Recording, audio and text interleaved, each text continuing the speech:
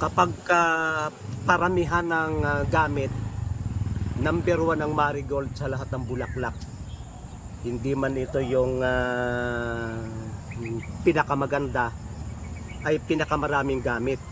Sapagkat na ang bulaklak nito at ang dahon ay may mga product na lampas na 200. Mula sa pantina, dye, mga sakit sa balat, mga ointment, oil, mga pampahid, at saka sa tea gamit sa pagluluto. Alam ba nyo ito, napakahusay na igamot sa maraming klasing sakit sa tiyan. Mula sa sakit ng tiyan, sa gastritis, acid reflux, ito'y nilalaga lamang at iniinom.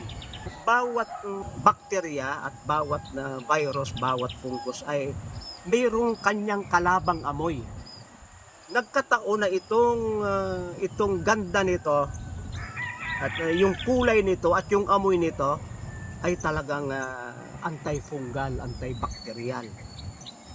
Maganda itong yung pinaglagaan nito, kayo'y uupo pag maligamgam na kung may almoranas o di kaya ay mga sakit sa tiyan na pag tayo umupo, bibilis itong circulation ng dugo at lalabas dito sa kanyang mga toxic. Kapag mayroong masakit na rayuma, ito'y iniinom din saka itinatapal. Kahit itong dahon nito at yung bulaklak, tinidikdik at itinatapal kung saan masakit at namamaga yung rayuma. Dahil sa pag-aaral ngayon, pati pala rayuma ay may bakterya. Pati rayuma ay may mga organismo na dapat tayong mapatay sa pamagitan ng amoy at ng mga bisa nito.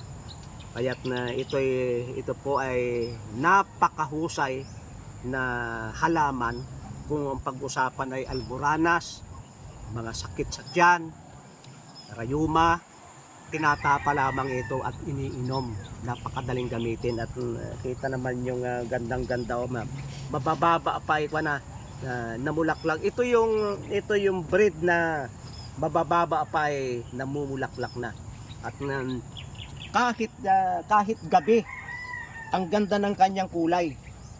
Napakaganda ng kanyang kulay. Ito mga kaibigan, kapag marami kayo, idadry din nyo at pwede nyong i-stock bilang tea. Sapagkat na ito'y talagang ako'y tuwan-tuwa na nakapagtanim ng ilang piraso nito. At ngayon ay medyo natutuyo na, ibig sabihin ay pwede na siyang itanim. Pagka wag na ninyong ihintay yung malagas, ito'y bago pala. Kakauwa na. Ito, sisibol na yan Kung ganito sisibol na yan. Kaya madali siyang paramihin.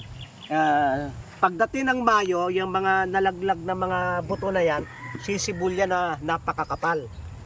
At yun ay nakakain yung mga mura na marigold mula ugat hanggang dahon.